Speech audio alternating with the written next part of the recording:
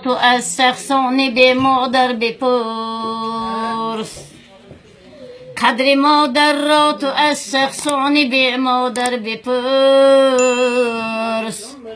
مهر پاکش را تو از به مادران خوبتر بپرس.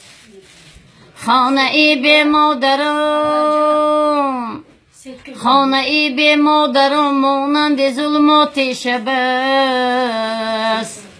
قیمتی دیدار مادر را تو از گوهر بپرس، قدر مادر را تو از شخصان به مادر بپرس.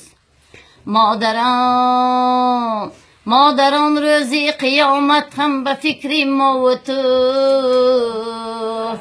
این سخن را از حدیث گرم پیغمبر بپرس.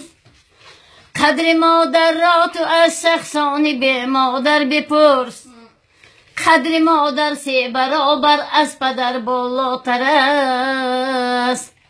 این سخن را از حدیث گرم پیغمبر بپرس. قدر مادر را تو از شخصانی به مادر بپرس. مادران روزی قیامت هم به فکر ما و تو،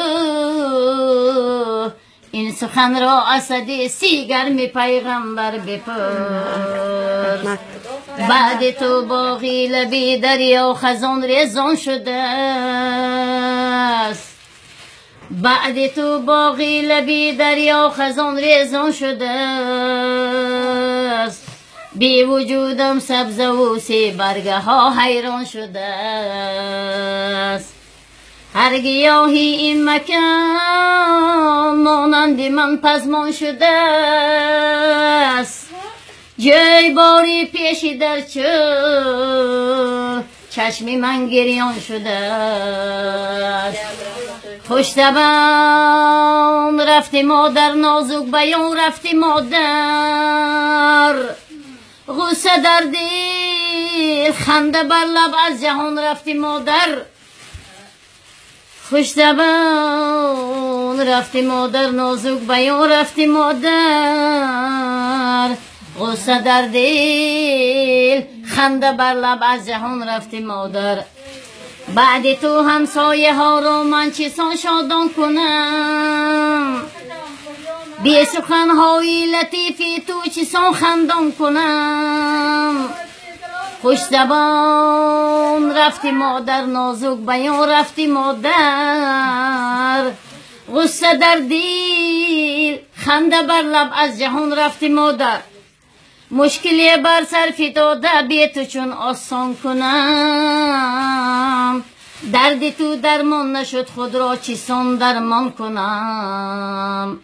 خوش زبان رفتی مادر، نازک بیان رفتی مادر، غصه در دل خنده بر لب از جهان رفتی مادر. در غمت خون می چکد از چشم فرزندانی تو، چون درختانی قطاری تو جگر بندانی تو. صلی الله تعالی علیک یا محمد، صلی الله تعالی علیک یا محمد، صلی الله تعالی علیک یا محمد. صلوات بر محمد مصطفی عربی. قدر مادر به چند قدر گوییم کم بس.